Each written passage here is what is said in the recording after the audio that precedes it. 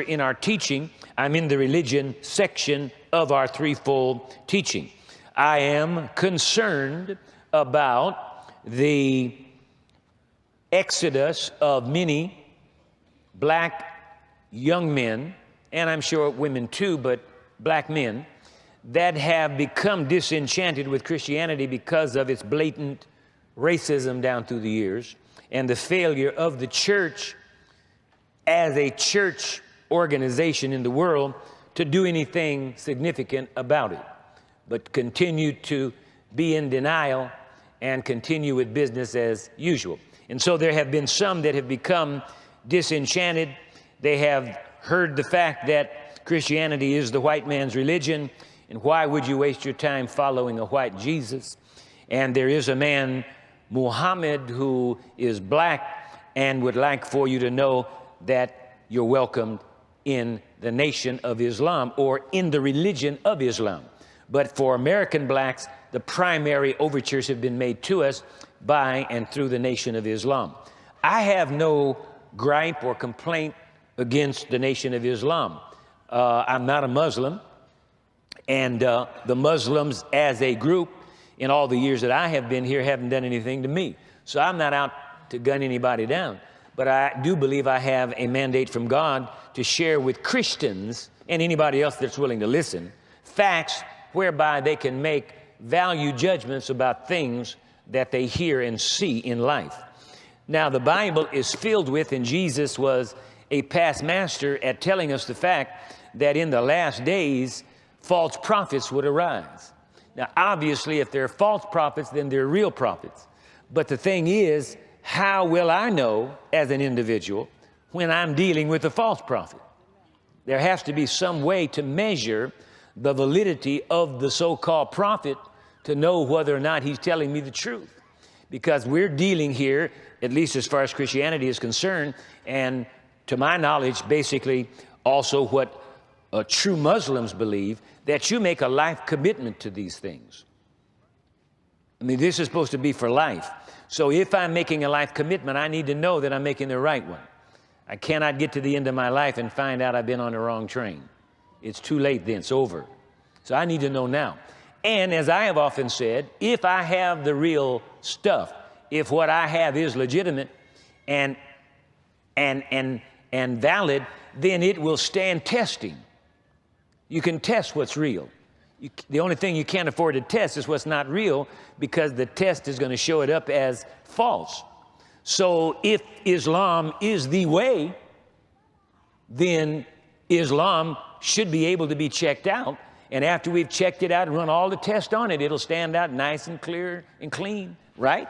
And the same with Christianity. So I'm concerned, and so I've been led in this series to deal with Islam in reference to Christianity, so that at least if you make a decision to leave Christianity, or if you're out there between the two and have never made a decision one way or the other, and you're leaning towards one because of, and you're leaning away from one because of, then you ought to know why.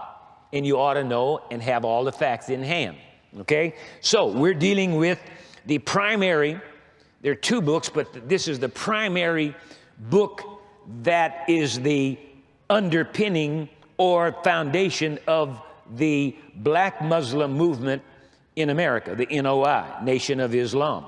And its basic founder was a man named Elijah Muhammad. And many years ago, in fact, in 1965, he wrote a book, or at least certainly it was copyrighted and published at that particular time. This book sort of serves as the foundation for the Nation of Islam. And Elijah Muhammad, speaking on behalf of Allah, God, gave this message to the black man. Well, if you give me a message, then you must want me to hear the message. I mean, if you have a message for me, then my assumption is you want me to hear your message, read your message, or do something about your message. Well, that's fine, but I do need to evaluate your message to be sure you're telling me the truth. I've had a lot of people lie to me over the years. Like the church, for instance. I've had the church tell me for years that I was cursed. My skin color was a curse because God cursed Ham. My church told me this, and they're still telling it. and have it in print today. Lied to me, just downright bold-faced lie. Well, if Christians will lie to me, Muslims will lie to me. You know, I mean, it's, you know, nobody's perfect. So I check everything out. I don't take anybody's word for it. And I always tell you, don't take my word for it. If I don't give you biblical, foundational material that you can go and validate for yourself, if I have not given you chapter, verse, page number, author's name, copyright date, so you can go check it out. That's the whole reason I went through all the rigmarole of all that research, so that when I got finished, because I knew that some of the things that I was going to say is going to sound just far out. Man, that's far out, man. You know, way out there. Well, hey, go check it out. That's why I gave you the information. That's why I did all that work and give you all these page numbers, author's name, and publishing company name, and the copyright date. So whichever way is easiest for you to check out, you got the information to go check it out. So I'm checking out Mr. Muhammad. And I have checked it out, and I am alarmed at some of the things that I found out. If this is a message for the black man in America, I'm in America and I'm black. So the message is for me. See, it didn't say this is a message for the black Muslims. He said, message for the black man in America. So that means every black man in America, that's who the message is for. So since I'm black and I'm in America, then I decided to check it out, find out what the message is. If it's a good message, I'm open. I'm ready. I'm not closed. I mean, I'm open. I'll check it out. I check everything out. I want to be sure I'm right. If I need to make a mid-course correction, I don't have a problem with that. So in the book called Message to the Black Man in America, copyright 1965 by Elijah Muhammad, Mr. Muhammad makes a statement here. We were talking about it last time, and I want to go back to that and finish up on it. On page 219, Mr. Muhammad makes an astounding statement under the heading, and I quote, "The persecution of the righteous, colon, the right of self-defense, semicolon. I have no alternative than to tell you." See, this is a message to the black man in America. So this message is to black men, and I'm a black man. So this is a message to me. And here's what he's saying to me. I have no alternative than to tell you, Fred Price, that there is not any life beyond the grave. There is no justice in the sweet by and by. Immortality is now here. We are the blessed of God, and we must exert every means to protect ourselves. End of quote. Now, I have been a student of the Bible for 45 years. That doesn't mean I know everything, but the point is I know a little something. In 45 years, you just stumble up on some stuff, you know. Well, you put a blindfold on and after 45 years find out something. So I have been studying it, and this message to me, because this message to the black man, and I'm a black man, so the message got to be to me. I'm in America. I ain't coming to America. I am in America. Amen. And so this message is for me. And he says, I have no alternative than to tell you that there is no life beyond the grave. Well, in my study of the Bible, Mr. Muhammad, who speaks for Allah, and Jesus Christ, who speaks for Jehovah, the messages don't click. They don't jive. They don't compute. Amen. This message to this black man does not square up with the message from this black man. Amen. Not quite black like we are, but that's another part of the message. I'll get into that later on. But anyway, in other words, he's not white like he's been portrayed. That's another lie they told us. I'm talking about Jesus. Okay, now, we talked last time, and I gave you scripture. We talked about, I think, in the 16th chapter of Luke, was one of the scriptures. And then the second one, to show that there is life. The Bible says that there is life beyond the grave. Okay, now we agreed last time, and I asked you the question, and we all agreed that the graveyard was the end. If there is no life after death, then the graveyard, that's the final, that's it, right? That's the end of the line. Train stops there. That's where the airplane lands, right? That's it, graveyard, cemetery. It's over. Now, we looked at Luke 16, and we found out that according to that story, according to Jesus Christ, there is life after death. Now, let's go to Revelation chapter 6, because that's where I left off. I was getting ready to put on my long white robe. You remember that? No, I didn't call it that, but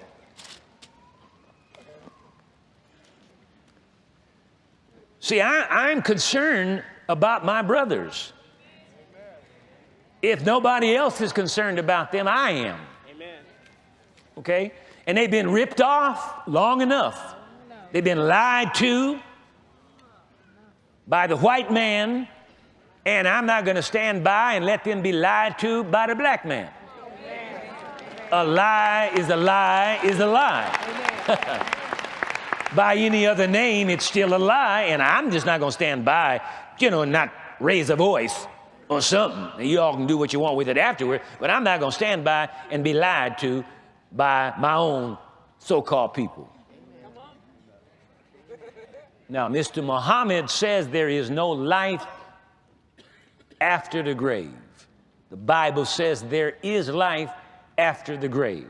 The black Muslims want us to think that Allah is the same God as Jehovah that the Christians follow.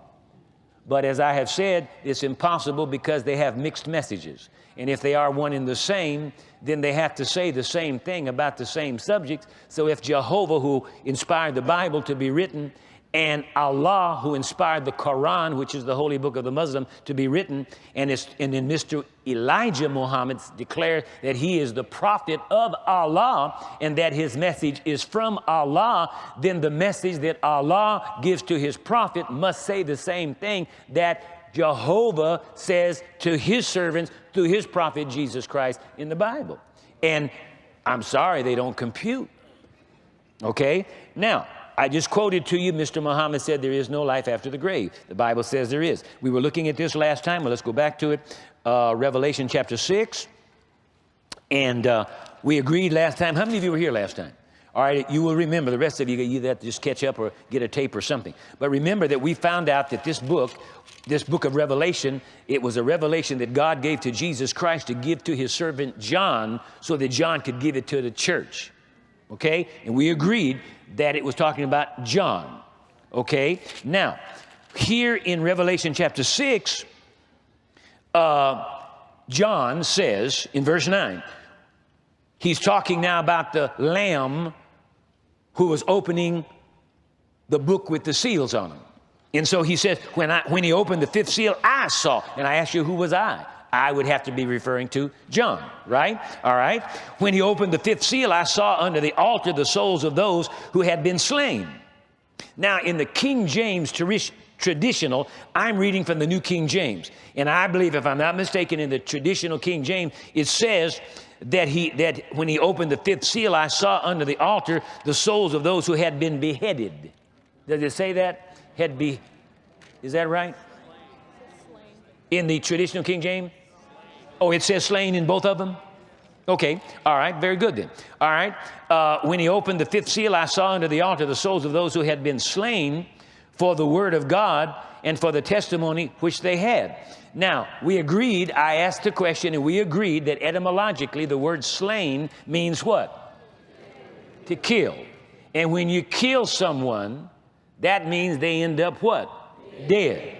And if they end up dead, that means they're not what? Alive. If they're not alive, that means they can't talk. Agreed. Okay, now watch it. When he opened the fifth seal, I saw under the altar. Now remember again, because I have to bring you up to this, remember again that we found out when John said that he saw this, John was in the Spirit.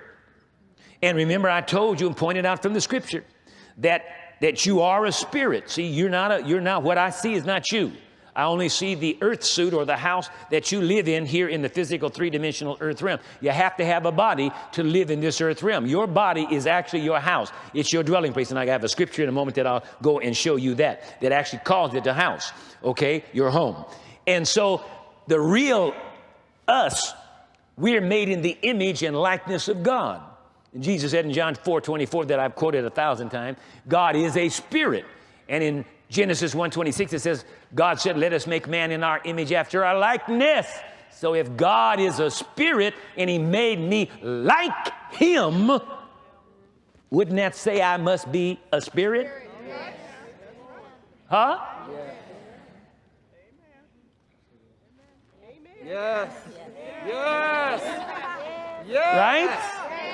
Yes. God said, let us make man in our image after our likeness. Okay? So Jesus said God is a spirit. So if I'm made in his image and after his likeness, then I must be like God. So if God is a spirit, then I am a spirit. And I am.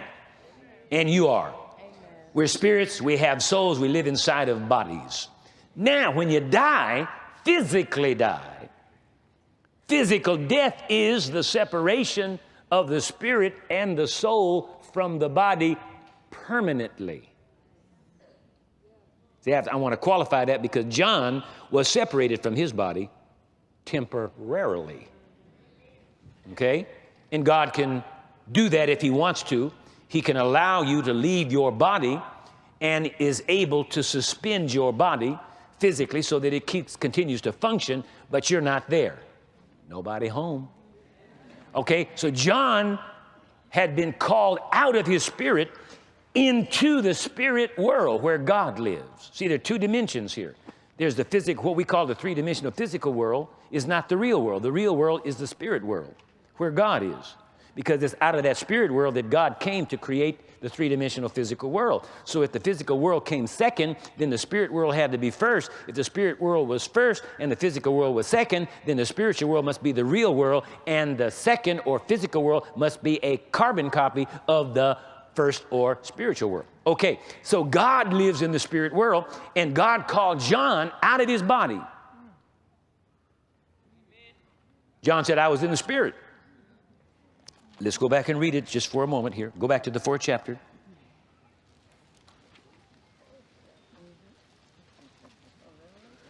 Revelation chapter 4. Because I keep having to do this because we always have new people. If this was a regular classroom where I had the same students every time, guaranteed I wouldn't have to do so much review. But it's so important, you've got to have the connective information for it to make sense. Okay, now watch this, chapter 4, verse 1. After these things, I look. Who is I? John. I look, and behold, a door standing open in heaven. Now, another thing God can allow you to do by his spirit, if he wants to, he can let you see into the next realm. I mean, while you physically here in this three-dimensional physical earth, God can grant to you, and what it's called in the Bible, 1 Corinthians chapter 12, it's called discerning of spirits. You may see other human spirits, you may see demons, you may see angels, you may see God, if God wills for that to happen. And so John was in his flesh, but God opened to him the spirit world. So John, even though still in his body, actually saw. Listen, here's what he says. And after these things I looked. Doesn't look imply saw? Doesn't saw imply see? Right?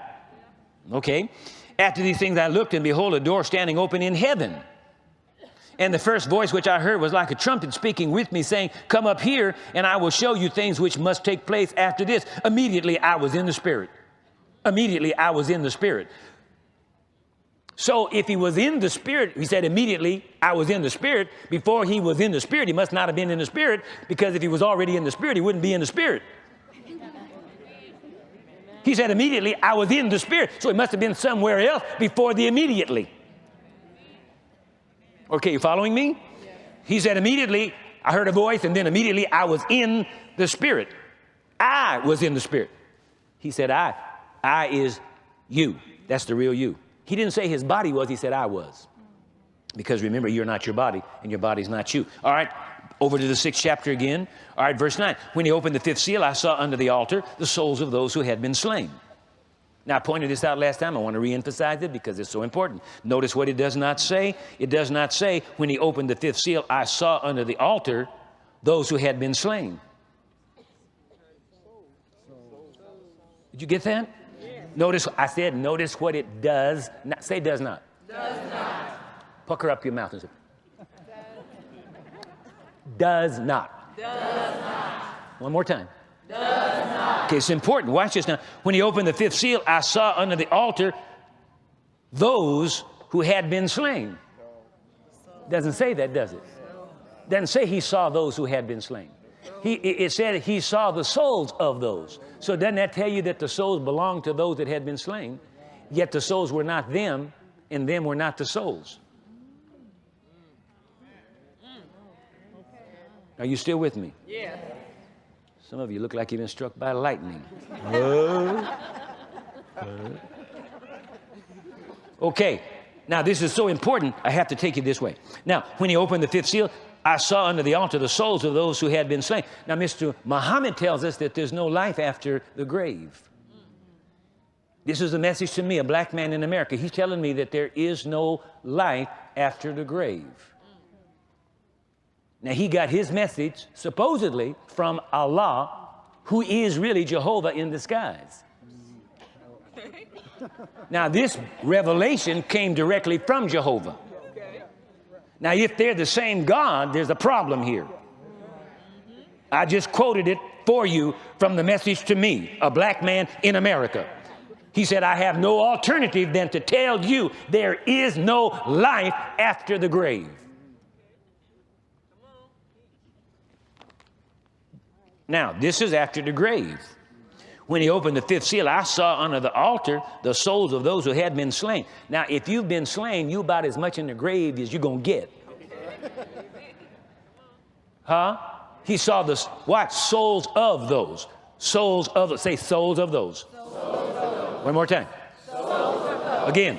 Souls of those. Again. Souls of those. Again. Souls of those. See, get that. That's so important. Souls of those, not those who had been slain. He did not see those who had been slain. Why? Because they're in the grave.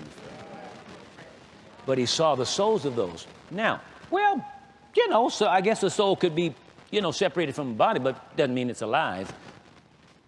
Let's go on, though. When he opened the fifth seal, I saw under the altar the souls of those who had been slain for the word of God and for the testimony which they held. And they cried with a loud voice. Uh-oh, wait a minute. It said they cried with a loud voice. So apparently, after the grave, you still have a voice. Well, verse 10, and they cried with a loud voice, saying, you can't say unless you're conscious. I mean, many of us have had experiences with people, either friends or people that we've known of or heard of, or people that we love. If something happened to them, they went into a coma. While they were in that coma, they did not talk to you. That's right. That's right. Did they?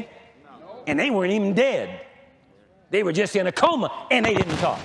Sure enough, they ain't going to talk if you're in the cemetery, if you're in the grave. All right, watch this now. Verse 10, and they cried with a loud voice, saying, how long, O Lord, holy and true, until you, what? Now pick up on this. How long, O Lord, holy and true, until you judge and avenge our blood on those who dwell on the earth? Wait a minute. Dwell on the earth? Well, wait a minute. Dwell on the earth? Well, if they, while they were crying out, asking him, Lord, how long, if they were already on the earth, they wouldn't say, judge those on the earth. They'd already be on the earth. So they must have been somewhere else, simply to validate again the fact that John and these souls were in the spirit world, not in the cemetery, not on the earth. Because he says, how long, O Lord, holy and true, until you judge and avenge our blood on those who dwell on the earth? So apparently, these voices that were crying out, these souls, were not on the earth. That's right. And they weren't. They were in heaven. Amen. Now, verse 11. Then a white robe was given to each of them.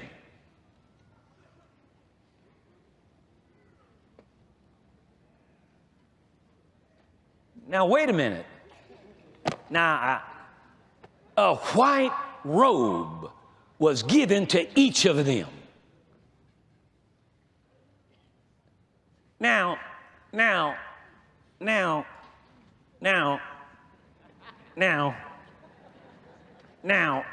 we have here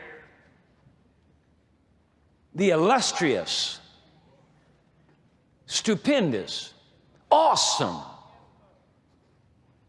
sanctuary voices of Crenshaw Christian Center. This be the choir. Now, you're going to make your debut, nationwide television. Hand her your Bible. Mr. Spielberg may be watching this, you never know. Have you for one of his next pictures. All right, stand up. Now, this garment is called a robe. This is not her regular street attire. The purpose of this garment is so uniformity can be maintained while this group of people are ministering in song. Traditionally, this is called a robe. And this robe has to be draped over a form, a body. Oh, it is. See, that's a body. Substance under this robe. Thank you. Now, that verse said, white robes were given to them. So apparently there must be color in the spirit world. Because why would you say white? Okay. Now, didn't say blue robe. It is. Said white robe. Now, said a white robe was given to each of them. Now, what we found out what a robe is for is to drape a form, something that has substance to it. All right? Now, robes were given to them. Now, why would you give somebody a robe or give someone a robe if they didn't have a form for the robe to be draped over? Now, I don't have a robe, so I'm going to use my coat here because it's a garment. I'm going to use my coat as a robe, okay, for an illustration. Now, said white robes were given to them, to each of them, all right? Here's a robe. It's nothing without a form to go over. It's just material. It has, there's nothing about it. So I'm going to don't move, just stay right there. I'm going to give this robe to him, all right? He's one of those, one of them souls. So now, and I'm going to give him a robe, okay? Now watch this carefully. Get back here where you can get this. Watch this carefully. I'm going to give him a robe.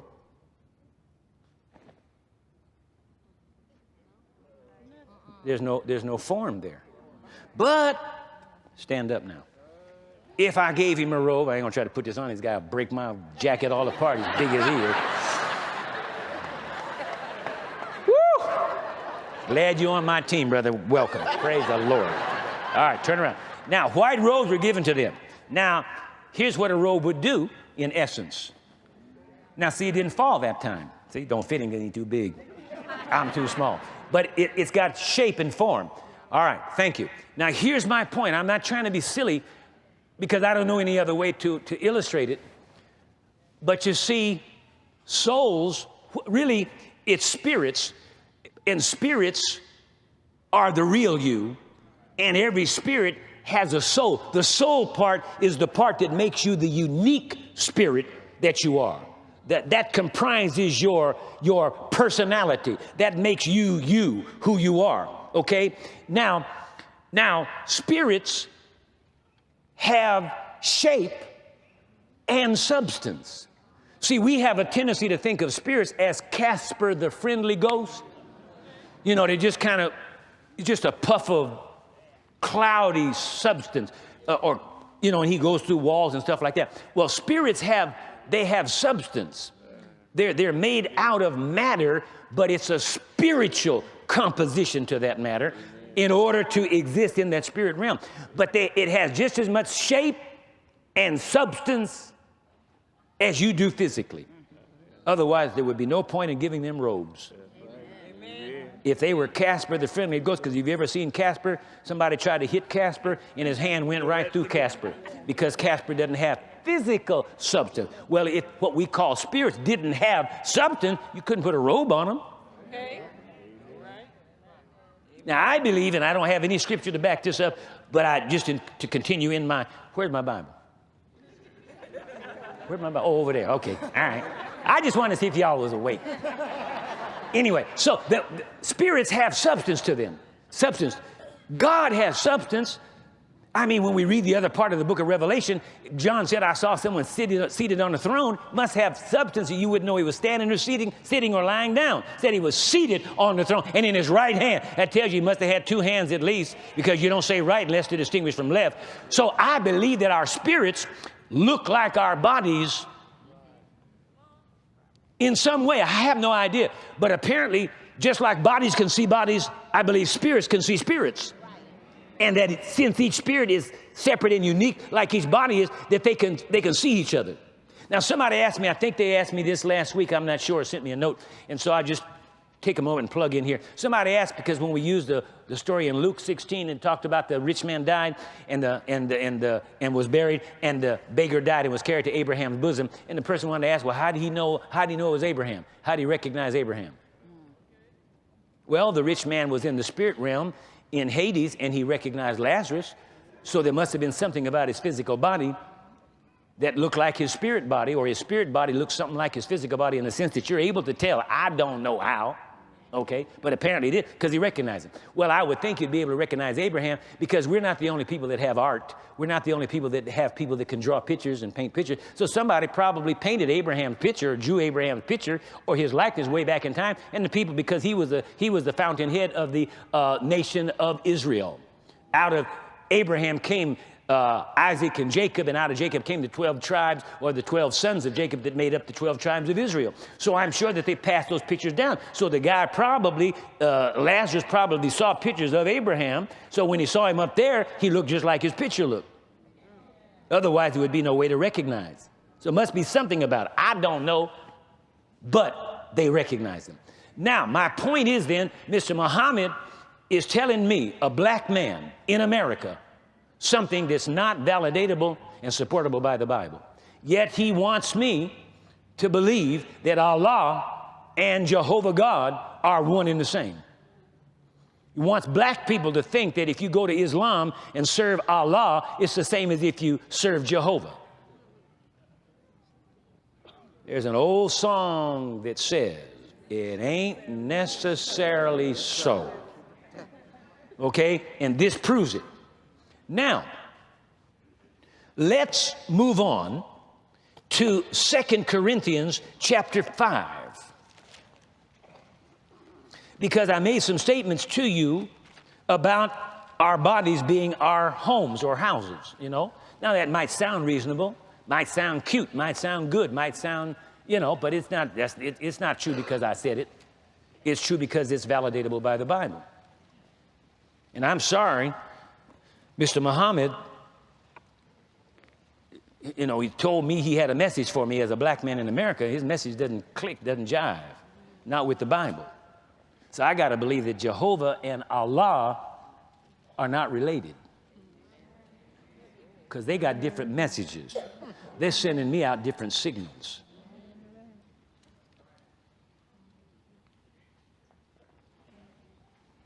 Okay? I don't have anything personal against this man, and I'm not attempting in any way to defame this man or anything. He's the one that wrote the book, and he's the one that said message to the black man. Now, if he had just said message, then I'd left it alone. But he said message to the black man in America. And I'm a black man, and I'm in America, so that message is for me. And I want to know, is it a true message? That's all I'm asking. And so far, it don't fly. Not with the Bible anyway. All right, for 2 Corinthians chapter 5. And let's begin reading at verse 1. 2 Corinthians chapter 5, verse 1. For we know that if our earthly house, it is. Notice what he said, house. Remember, I kept telling you that our bodies are our houses or our homes? Yeah. All right, it's going to get better. Watch this now.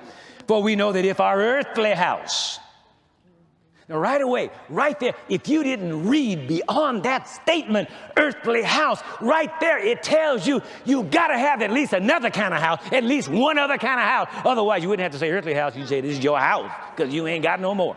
Amen. So earthly is to distinguish from heavenly. Otherwise, it'd just be house. Are you seeing that? All right, good. Verse 1, but we know that if our earthly house, this tent, or as the traditional says, tabernacle, is destroyed, we have a building from God, a house not made with hands, eternal in the heavens.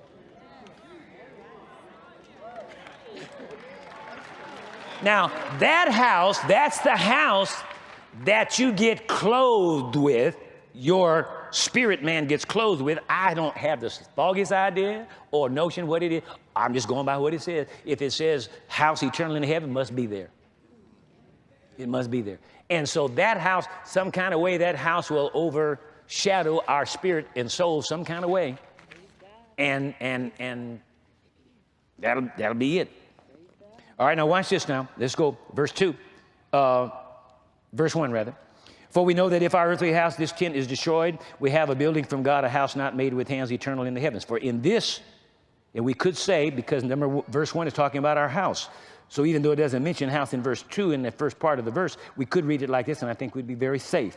You say, for in this house we groan, earnestly desiring to be clothed with our habitation, or house, which is from heaven.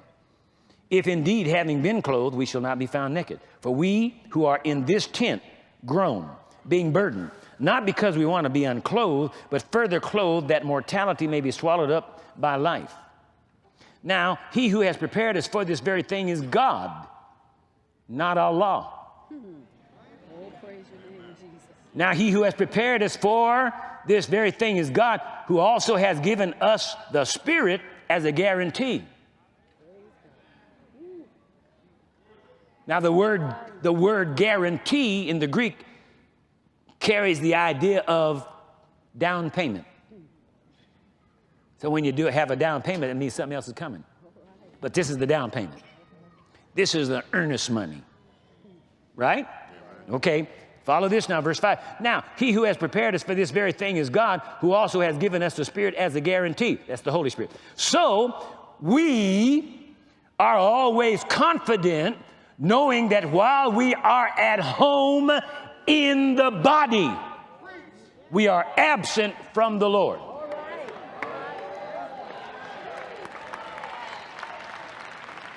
See, I told you, your body is your earthly house, better known as home.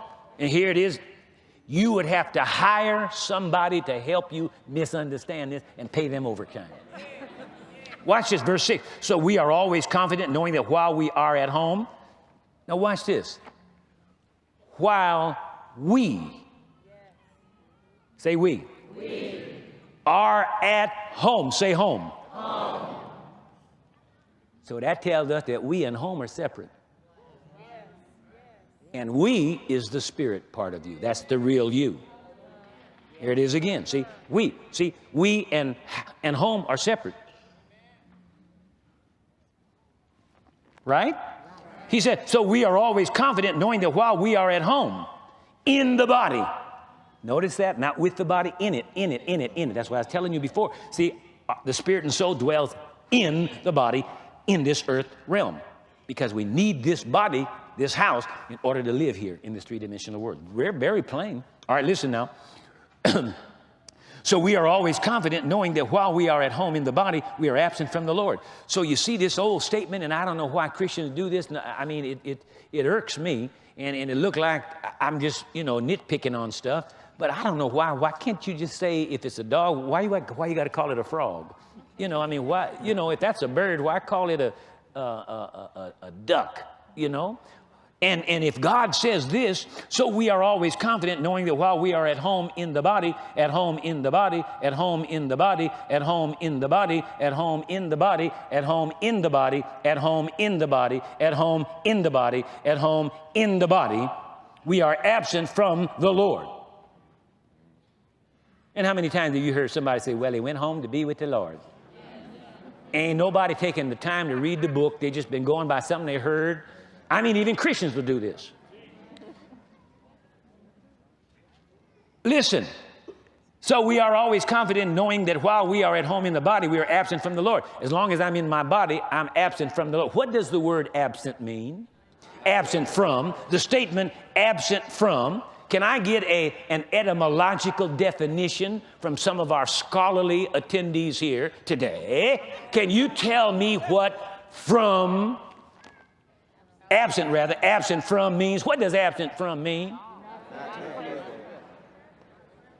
Okay, Johnny was absent from the math class this morning.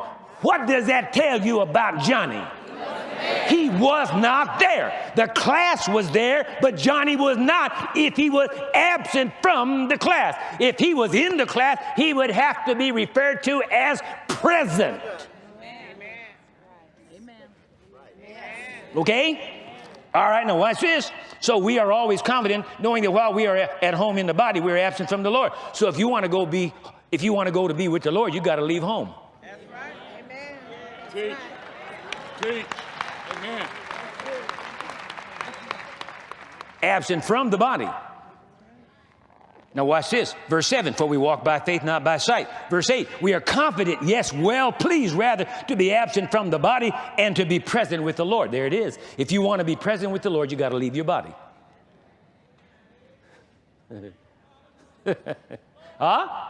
Absent from the body is to be present with the Lord. So if you're with the Lord, you're absent from your body. That means you are somewhere other than where your body is, because you are not your body and your body is not you. All right, verse 8, we are confident, yes, well pleased rather to be absent from the body and to be present with the Lord. Verse 9, therefore we make it our aim, whether present or absent, to be well pleasing to him. For we must all appear. Now, let me get back over here to my notes, because Mr. Muhammad said something else. See, message to the black man in America. I'm in America, I'm a black man, the message is for me. Now, I want to evaluate this message. How do I know? How do I know that this is true? I got to check it out. I don't have anything against the man, but he's the one that wrote the book. I didn't entitle the book Message to the Black Man in America. He did. So the burden of responsibility is on him. Amen. Not on me. He's the one that said he speaks for Allah. I didn't say he spoke for Allah or speaks for Allah. But he makes some monumental statements. Listen to this. I have no alternative than to tell you that there is, quote, I have no alternative than to tell you that there is not any life beyond the grave. Now, what do we read? Looks to me like there's life beyond the grave. So that tells me the message is flawed. I got a problem with this message. To me, the black man. Watch this now. I have no alternative than to tell you that there is not any life beyond the grave. There is no justice in the sweet by and by. Now, what does justice mean? What would that mean? No justice in the sweet by and by. In other words, in the sweet by and by, there's not going to be anything that's going to be just. Now, in order to have justice, there has to be judgment.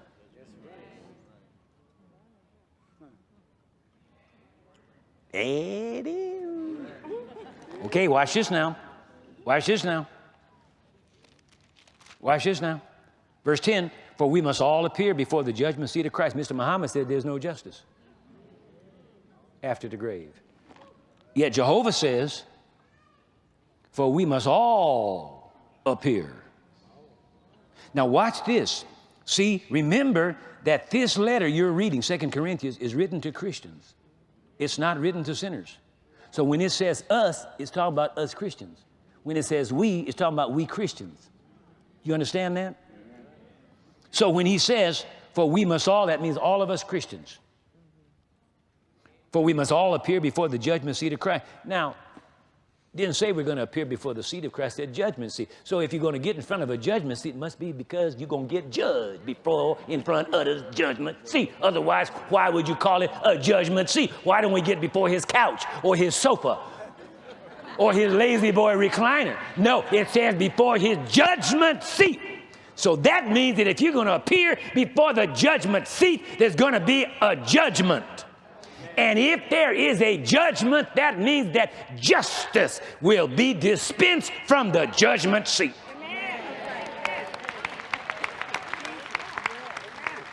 Mr. Muhammad tells me a black man in America ain't gonna be no justice in the sweet by and by. Watch it now. Verse 10, for we must all appear before the judgment seat of Christ, that each one may receive the things done in the body, according to what he has done, whether good or bad. Knowing therefore the terror of the Lord, we persuade men, but we are well known to God, and I also trust are well known in your conscience. Now we're going to appear before the judgment seat of God. All right, now let's watch this. You still here? All right, go to Romans chapter 14. Look to me like there's going to be some kind of justice dispensed, because that's what a judgment is for. To dispense justice. Mr. Muhammad tells me, a black man in America, that there is, number one, no life beyond the grave and no justice in the sweet by and by. And you're going to commit your life to this. Just because some white folks have made you mad, you're going to jump ship on Jesus and go join up with something that's telling you there's no life beyond the grave.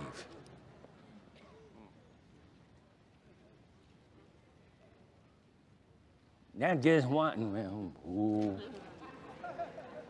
Thank you, Lord Jesus. Okay, chapter 14, Romans, look at this, beginning with verse 10. But why do you judge your brother? Or why do you show contempt for your brother? For we shall all, there it is again, there it is again, there it is again. Uh-oh, watch this now.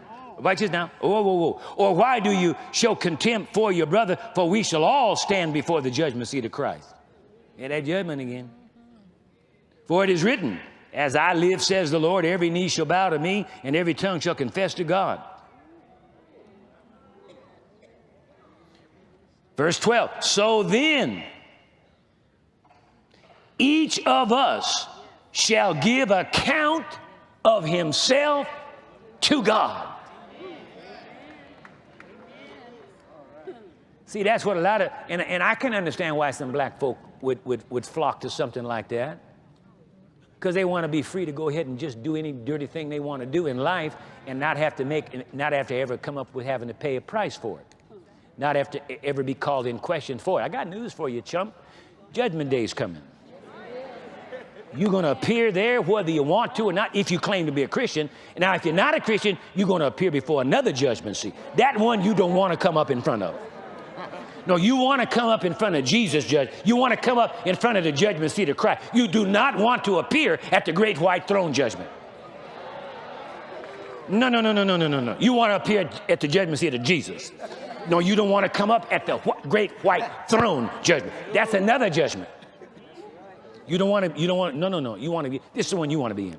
All right, watch this now. Verse 12. So then each of us shall give an account of himself to God. I am so glad, my God, I would hate to think of following something that's supposed to be a religion, following something that's supposed to be godly, following something that's supposed to be God, and think that there's never going to be a judgment day. There's never going to be a settling up day. Thank God, thank God, thank God. God would be an unjust God if he doesn't mete out judgment for some of you rascals that have been living like dogs all your life, right in the face of God. You've been ripping the people up and running over folk and mistreating people and lying to people.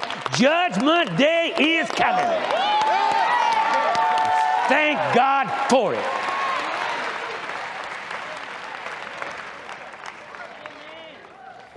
Yeah, you've been running over your wife and mistreating that woman, treating her like dirt. She's been polishing your shoes, licking your feet, taking care of your little brats, and you've been out there running around with Miss Sally Sue, who ain't giving him nothing, and you just been getting away with it. Thank God, Judgment Day is coming.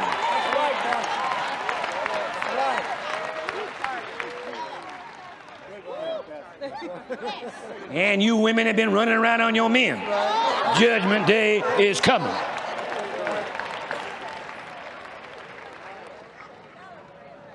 And this man is telling me, a black man in America, that there's no justice in the sweet by and by. All right. Turn to Matthew chapter 25. Oh, Lord, I hope I have time for this one. This is going to blow your boat off the planet. This is called heavy, heavy hangs over our heads. Yeah, that's just what people want. Just be oblivious to it. Just do whatever you want to do. Mistreat folk, no, there's got to be a settling up day. Somebody got to pay for all this stuff that's been done. Thank God the judgment day is coming. The Bible says we will all appear. If you claim to be a Christian, you're coming up in the judgment. All right? Now, verse 31. Matthew chapter 25, verse 31. When the Son of Man, that's Jesus. That's talking about Jesus. When the Son of Man comes in his glory and all the holy angels with him, then he will sit on the throne of his glory. And all the nations will be gathered before him, and he will separate them one from another as a shepherd divides the sheep from the goats. And he will set the sheep on his right hand, but the goats on the left. Then the king will say to those on his right hand, "Come, you blessed of my Father, inherit the kingdom prepared for you from the foundation of the world. For I was hungry, and you gave me food. I was thirsty, and you gave me drink. I was a stranger, and you took me in. I was naked, and you clothed me. I was sick, and you visited me. I was in prison, and you came to me." Then the righteous will answer him, saying, "Lord, when did we see you hungry and feed you, or thirsty and give you drink? When did we see you a stranger and take you in, or naked and clothe you? Or when did we see you sick or in prison and come to you?" And the king will answer and say to them, "Assuredly I say to you, inasmuch as you did it to one of the least of these, my brethren, you did it to me." Then he will also say to those on his left hand, "Depart from me, you cursed, into the everlasting fire prepared for the devil and his angels. For I was hungry, and you gave me no food. I was thirsty, and you gave me no drink. I was a stranger, and you did not take me in. Naked, and you did not clothe me. Sick and in prison, and you did not visit me." Then they also will answer him, saying, "Lord, when did we see you hungry, or thirsty, or a stranger, or naked, or sick, or in prison, and did not minister to you?"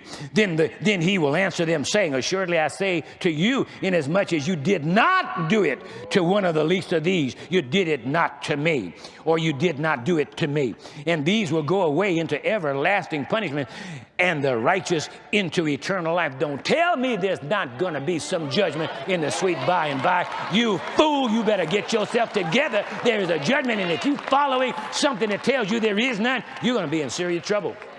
I'm a black man. I'm in America. I reject that message. That's not for me. I'm out of time. We walk by faith, not by sight.